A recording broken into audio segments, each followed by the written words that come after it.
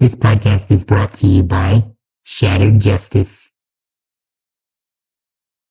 Welcome to the AI Analysis Podcast. This time we're taking a look at a movie that we feel doesn't get enough credit. Oh, interesting. Which one are we looking at? We're talking about We Were Soldiers, the 2002 war drama, stars Mel Gibson. Ah, right. We Were Soldiers. Yeah, powerful film. Exactly. And if you haven't seen it, the film is based on a real event, the Battle of Ia Drang. It was, one of America's very first major engagements in the Vietnam War. A really significant one, yeah. Kind of set the stage for a lot of what followed. It did. And we really spent some time watching this one again, reflecting on it, just immersing ourselves in how it depicts the conflict. Good plan. It's got a lot going on beneath the surface. For sure. So our mission today really is to explore what makes this film stand out. Look at its historical grounding, what insights it offers, especially when you put it up against some of those other, maybe more iconic Vietnam War films that really shaped how we think about that era. It's a great choice for that, because it does have a unique approach. What always strikes me is how it doesn't just, show the fighting. It tries to dig into the assumptions behind America's early involvement. Right, it feels different. It does. It offers a different kind of truth, maybe, than some of the others. A lot of war movies go for the big tropes or the psychological stuff, which is valid, but We Were Soldiers. Well, it makes this really deliberate effort to stick close to the history. Yeah, you feel that striving for authenticity. Which immediately sets it apart, I think. Gives it a unique spot in the genre. Okay, so to really get why Randall Wallace, the director, made that promise to get it right, maybe we should lay out the groundwork first. Good idea. Context is key here. So the film hit theaters March 1st, 2002. Directed and written by Randall Wallace. People might know him from writing Braveheart. Right, Oscar winner for that screenplay, so he knows how to handle epic stories. Definitely. And the cast sort of reflects that intent. Mel Gibson is Teen Carl Hal Moore. He brings that intense, kind of heroic quality. Todd McCarthy, the critic, said it was the closest thing to a John Wayne part. Ah, yeah, I remember that review. Said he played it damn well, too. He did. And you've got Madeline Stowe as Julie Moore, Greg Kinnear as Major Bruce Crandall, Sam Elliott as the, legendary T-State mate Basil Plumley. Ah, Sam Elliott is Plumley in that. Perfect casting. Isn't he just? And Barry Pepper playing Joe Galloway, the journalist. It's a strong ensemble. It really is. And reception-wise, it did pretty well. IMDb has it at 7.2 from over 150,000 votes. Metascore of 65, Rotten Tomatoes 63%. So generally favorable, but maybe not universally loved like some of the others. Exactly, which kind of hints that it resonated for different reasons, maybe. Yeah. Not quite the same reasons as those 70s and 80s classics. And that reception, like you said, you really have to see it through the lens of the source material. That's critical to understanding the film's ambition. The book, right. Yeah, the 1992 book, We Were Soldiers Once, and Young. It was co-authored by Teen Gen Hal Moore himself. The guy Gibson plays. That's him. And Joseph Galloway, the war journalist Barry Pepper plays. The book is this incredibly detailed first-hand account of the Battle of Ia Drang, November 14th, 1965. And that date's important because... Because, and the film really stresses this, while the U.S. had advisors and stuff in Vietnam before, this battle was the first time they sent in a large American unit, a whole battalion. Not just small squads or advisors anymore. Exactly. Before this, it was smaller scale stuff. This was different. This was a big escalation. It fundamentally changed how America was involved. That's a crucial distinction, understanding that turning point. And Wallace, the director, he had this specific hook, didn't he, from the book itself? He absolutely did. He found this passage where Hal Moore basically said, with real frustration, Hollywood got it wrong every damn time about Vietnam War movies. Wow. And Wallace apparently took that really personally. He was like, okay, I'm determined to get it right this time. Which, for a filmmaker tackling that war, that's a pretty bold statement. It really is a commendable ambition. You don't often see that kind of stated commitment to accuracy in big Hollywood films. Not usually, no. Because when you think of Vietnam War movie, besides maybe having amazing soundtracks, true. Your mind usually jumps to that same handful from the 70s and 80s, right? Yeah. Apocalypse Now, The Deer Hunter, Platoon, Full Metal Jacket, maybe Casualties of War. The heavy hitters, yeah. And they absolutely shaped our collective view of the war. Undeniably. But while those films are, masterpieces of American cinema, absolutely revered, their main goal wasn't always strict historical accuracy point by point. More of the feeling, the psychology. Exactly. They were driven by trying to show the sheer madness of it all, the loss of innocence, the deep moral questions. History was kind of the backdrop for these bigger political and philosophical ideas they wanted you, the audience, to wrestle with. Makes sense. And while they felt really authentic in capturing the chaos and the absurdity, sometimes that over-the-top style has maybe stylized our view of the war itself. Yeah, I get that. Like, some scenes become iconic, almost darkly funny now, even if they were shocking originally. Right. They're so ingrained in pop culture.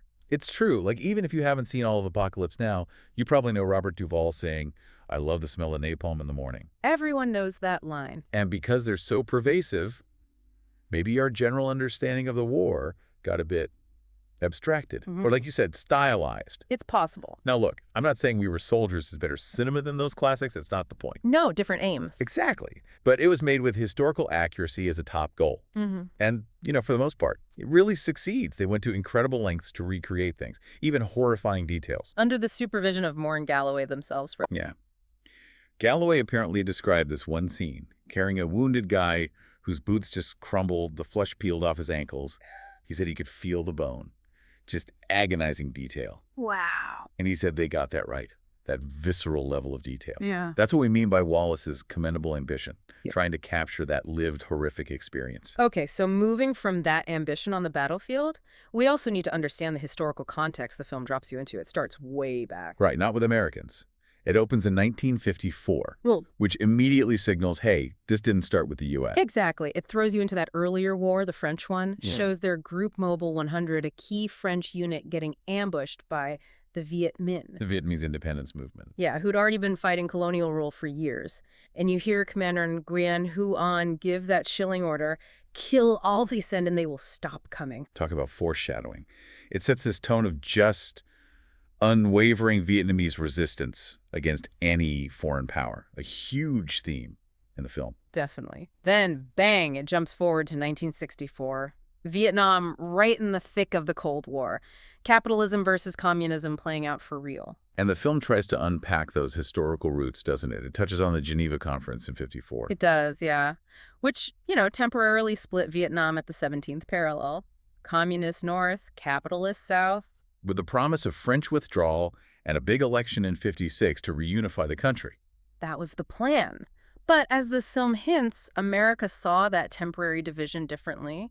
They kind of treated it as permanent. Why? What was the fear? Well, the fear was rooted in that Cold War panic. Intelligence suggested the North, with more people and riding high after beating the French, would probably win that '56 election. Ah, the domino theory. Exactly. Washington feared a unified communist Vietnam would make the rest of Southeast Asia fall like dominoes, threaten U.S. interests. It was pure ideological panic. So what happened with the election? It got canceled. The South Vietnamese government, with U.S. backing, just canceled it. A total betrayal of the Geneva Agreement. Wow. And that cancellation, arguably the biggest single spark that lit the fuse for the Vietnam War as we know it, turned simmering tension into open conflict. Took away that chance for self-determination. So by the time the movie gets to '64, '65, America's not officially in combat yet, but they're already deeply involved. Oh, yeah. Sending lots of military aid, advisors to the South. It was pretty clear direct involvement was coming. Which we see happen. And in preparation, the U.S. was rolling out new tactics, new tech. The helicopter being the big one, right? Huge. The film shows that really well with the new air cavalry unit. Helicopters gave them this massive advantage, supposedly. Deploy troops anywhere super fast, bypass the jungle. Catch the enemy off guard. Or so they thought. Right. And this tech superiority, plus America being this economic superpower after World War II, it led to this, profound overconfidence. They thought it would be easy. Yeah, the belief was, we'll win this in months.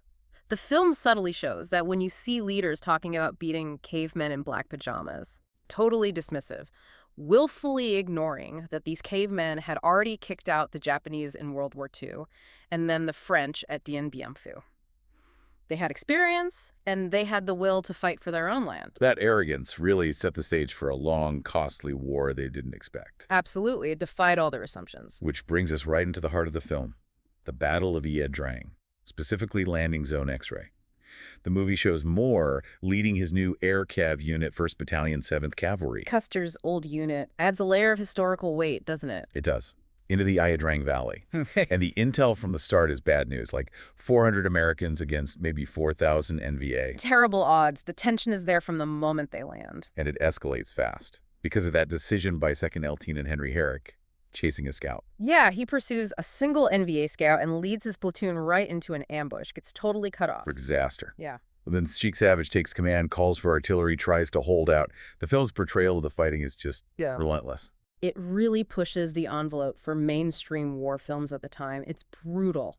Constant close quarters fighting, Americans mowing down waves of NVA and Viet Cong. Attack, defend, repeat.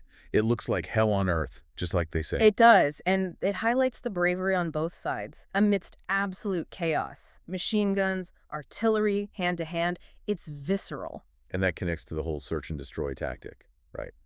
Which was different from World War II. Very different. In WWII, you had clear objectives. Take this town, hold this hill. In Vietnam, the mission was often just find the enemy and kill him. Victory measured by body count, not ground gained. Which must have been psychologically weird, maybe even felt futile. You clear an area, they come back tomorrow. Exactly. It created huge pressure and often that sense of futility. And the film shows flaws in how they even executed that, right? Like bombing the landing zones. Yeah, that preparatory bombing often just alerted the NVA, hey, the Americans are coming. So much for surprise. Giving the Vietnamese the advantage. They could choose when and where to fight from their tunnels and bases. Right. It's pointed out that the North Vietnamese actually initiated most engagements. They often dictated the terms, which is probably not how most people imagine it. Not the superpower calling the shots. Not always, no. And that disadvantage for the Americans, despite the helicopters and firepower, it really comes to a head in that Broken Arrow scene. Oh man, intense. Moore's position is getting completely overrun. Totally collapsing. So he tells his air controller, Charlie Hastings, to call in Broken Arrow, which isn't just a code word. It's a desperate last-ditch call, right, for every available plane. Every single combat aircraft. Attack enemy positions, even the ones right next to American troops. You see the desperation on Moore's face. And the planes come in. Bombs, napalm, machine guns. Inflicts massive casualties on the PAVN and Viet Cong. But tragically, realistically, there's friendly fire too. Americans get killed by their own air support. This chaos underscores the sheer desperation. It really does. Survival hinging on these extreme measures. And the film ends that battle sequence with Moore making sure everyone, dead and wounded included, gets off the LZ, keeping that promise he made. Leave no man behind. But then, that chilling final moment, the NVA commander, Nguyen Huan, returns to the battlefield, watches the Americans leave, and says something like, they will think this was their victory, so this will become an American war. Exactly. That line just reframes the whole thing. It wasn't an end, it was a beginning, and a mistaken one for the U.S. Such a powerful, ominous line. But that ending. That's also where the film maybe takes some liberties with history. It does, yeah. That's a common point from historians. The movie shows this big, heroic final charge by Moore's men that wipes out the Vietnamese reserves, a clear American victory on screen. But that didn't actually happen. Not like that, no. There wasn't a decisive final charge at LZ X-Ray. The NVA were hit hard, definitely, but not destroyed. And the fighting actually continued fiercely nearby at landing zone Albany. LZ Albany, yeah, where U.S. casualties were really high. Extremely high. Some units lost like 40% of their men. So a much less triumphant reality than the film's ending scene suggests. So they streamlined it for the movie. Made it more cinematically satisfying, maybe. Seems likely. But it's interesting, despite those changes, the real Hal Moore himself said this was the first movie to get it right. He felt it captured the essential truth, the spirit of it. Which is pretty high praise, considering. It really is a testament to its overall integrity, even with some dramatic license. And that leads to another thing the film does really well, I think. Understanding the enemy and also showing the home front. Yeah, the portrayal of the will to fight is crucial. It highlights a difference in motivation. Many U.S. soldiers, especially draftees, just wanted to survive their tour and go home. Understandable. But the North Vietnamese, they deeply believed they were fighting for their country's survival, for liberation, not just for communism, which was the narrow American view at the time. That deep sense of fighting for your homeland. It's key to understanding why the war dragged on. And the film really humanizes the North Vietnamese soldiers in a way you don't always see. That young NVA soldier. Yeah, the one writing to his wife. Thin guy, wears glasses, looks like just an average person. Exactly. And the camera focuses on his trembling hands, the fear in his eyes, right before he has to charge with the bayonet. It's a powerful choice. It forces you to see their shared humanity. They weren't just faceless fanatics, they were scared too. But he still goes. Yeah. Despite having something to live for, it really personifies that unwavering determination, that willingness to resist, makes their resilience kind of terrifyingly relatable. It does add so much depth, and that human focus extends to the home front too, which the film handles with incredible sensitivity. Julia Moore, Hal's wife, taking on the job of delivering the death telegrams. Yeah, Madeline Stowe is fantastic in those scenes. You see her approach each door, the shared anxiety among the wives on the base. It's heartbreaking. It's not just a side plot. It really shows their struggle, their resilience. Like they formed their own squadrons supporting each other. Which is so rare in war films. You almost never see the spouses and families experiencing the war in their own agonizing way. It powerfully shows that war's cost isn't just on the battlefield. People don't just die. Yeah. Someone else feels that loss profoundly. And showing that side plus the battlefield, it subtly hammers home that point about American arrogance again. The miscalculations. Right. Leaders expecting victory over cavemen, ignoring that these cavemen had already beaten the Japanese and the French. That underestimation had huge consequences. The U.S. dropped more bombs on Vietnam than Oh, is it? all sides and WWII combined. That's the staggering statistic. Okay. And achieved very little strategically. The war dragged on for 8 years for the U.S., over 58,000 American lives lost, untold millions of Vietnamese. And in the end, it was the American public that lost the will to fight. U.S. withdrawal in '73, Vietnam unified under communist rule anyway. The film captures that sense of impending, costly futility. It really does. Okay, before we talk more about how the critics saw it and how it stacks up against other Vietnam films, let's just take a quick moment for a word from our sponsor. I'm looking for a girl named Dana. Does she still work here? I don't know any Dana. I'm your father. CPS took my daughter. Got into some really big trouble. What kind of trouble? No. The body of Dana Delgado was discovered this morning. I'm sorry, Joe. Dana, Peter, and Antonio worked for a corporation called SIC. We have to get out of town. Antonio sold us out. I know things. What kind of things? If you were doing your job, detective, and find the killer. People you're after, they own this city. In a city where corruption often lurks in the shadows, most killers walk free.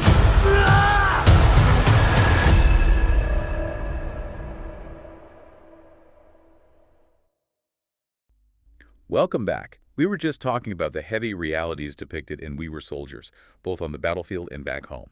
So now let's look at how the film itself was received critically. Right. How did it navigate that landscape? Well, like we touched on, it got generally favorable reviews. Metacritic, 65, Rotten Tomatoes, 63%.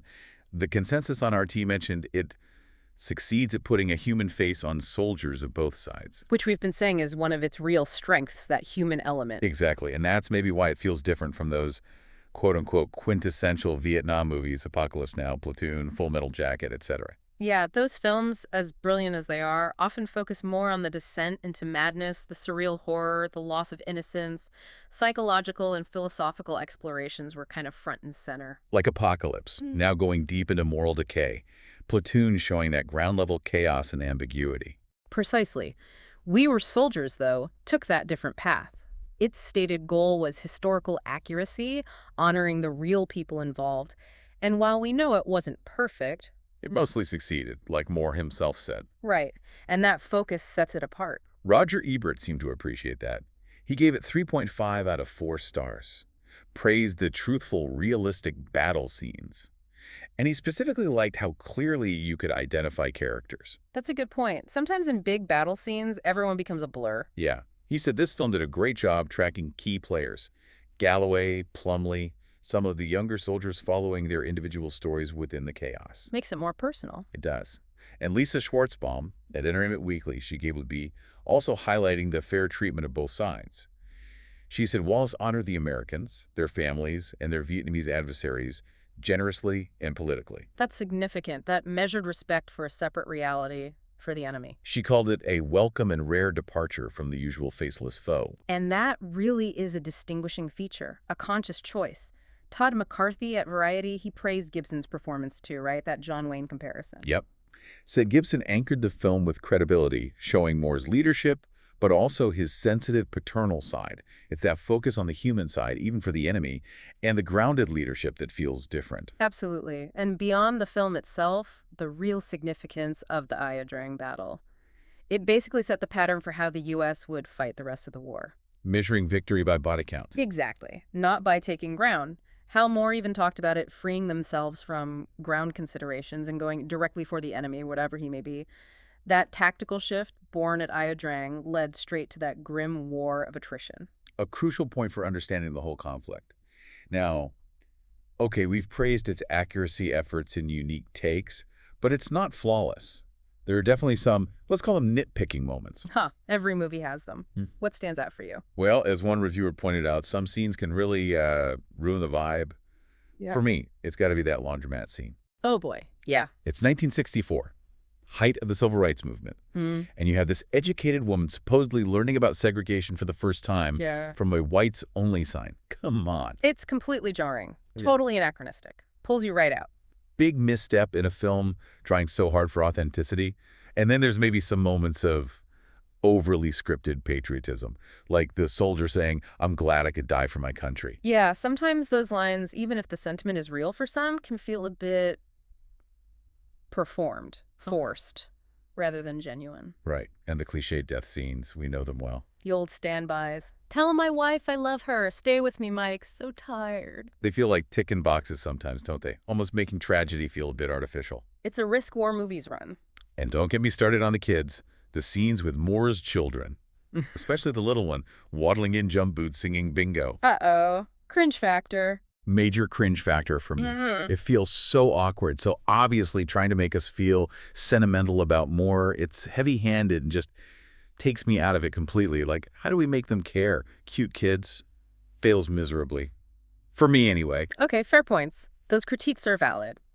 But alongside them, there are some really cool facts and behind-the-scenes stuff that adds appreciation. Like what? Well, the real Joe Galloway, Barry Pepper's character, he apparently had such a strong reaction watching the battle recreated that he had to leave the theater. Wow. Said, "That was my nightmare for 36 years. I don't want to see it again."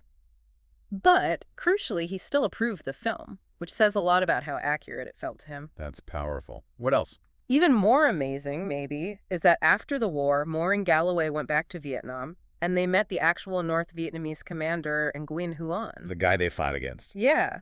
And Moore said there was no bitterness, just mutual respect between soldiers. Pretty profound. Incredible. Truly. And some of the Vietnamese actors in the film, actual former NVA soldiers. Imagine the authenticity that brings. That's amazing. And the Sam Elliott connection. Right. He apparently got really close to the real script Mage Basil Plumley and his family. So close that when Plumley passed away, Elliott sat right there with Plumley's daughter at the funeral as she received the flag. Man, that shows a deep level of investment from the cast. Beyond just acting. It really does. Now there are still minor goofs, like we said. Herrick's charge is shown a bit differently than how it likely happened. Reality was probably less reckless, more following orders into contact. Detail simplified for drama. Probably. But maybe the most poignant story connected to Ia Drang, but not in the film, is Rick Rescorla. Rescorla. Who was he? He was a lieutenant who survived Ia Drang, known for his bravery, singing to his men under fire. He's actually the guy on the cover of the book. No way. Why wasn't he in the movie? Good question. He was reportedly disappointed to be left out, but his story, it didn't end there. He later became head of security for Morgan Stanley in the World Trade Center. Oh my God, 9/11. Yeah. He's credited with saving almost 2,700 lives that day, methodically evacuating people, ignoring orders to stay put. He died when the South Tower collapsed. Jesus, what a hero. Twice over. An incredible life. His biography is called Heart of a Soldier. A real shame he wasn't depicted, but his story is just, wow, a reminder of the caliber of people involved. Yeah, that story hits hard. Definitely feels like a missed opportunity for the film. But thinking about the movie overall, despite those various hiccups, the nitpicks, the historical tweaks, I still feel its successes outweigh the mistakes. You think Wallace achieved his goal? I think he really tried. He took special care. You can feel the attention to detail in recreating the battle's feel, and also in trying to summarize the whole conflict, its outcome. There's a maturity there, a level of research and respect that shines through. It does offer that unique perspective, balancing the horror with humanity on both sides. Exactly. Which is why I think it deserves more recognition than it maybe gets. And maybe that brings us to a final thought for you, the listener, to chew on. Reflecting on a film like this, what does it really mean to get history right in a movie? Good question. Is it about every single tiny fact being perfect? Or is it more about capturing the essence, the human cost, the different perspectives? Even if you have to streamline things for drama, We Were Soldiers definitely makes you think about that, about how we approach history, how we learn from it through storytelling. So how does this film challenge or maybe reinforce your own understanding of the Vietnam War or even war movies in general? Yeah, it's a conversation worth having, definitely. Something to think about long after the credits roll.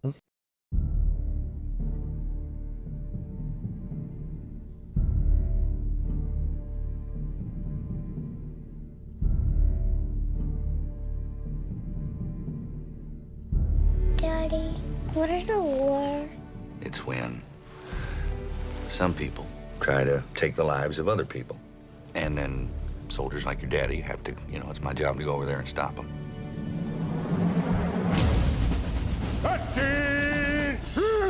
Welcome to the new cavalry. We will ride into battle, and this will be our horse.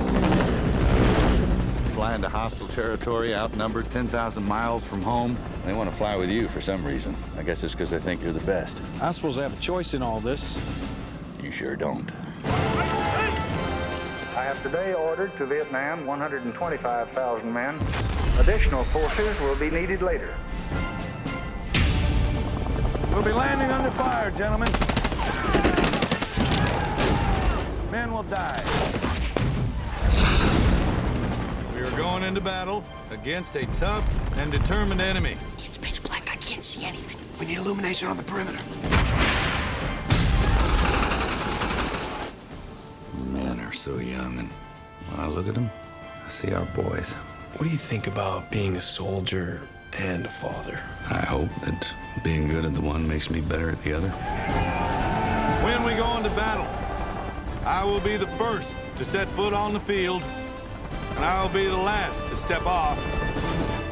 But we will all come home together.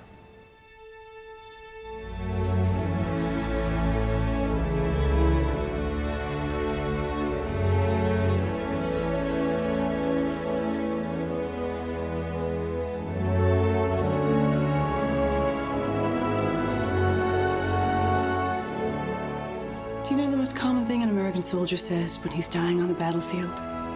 Tell my wife. I love her. Those are my men out there, and I'm going in to get them.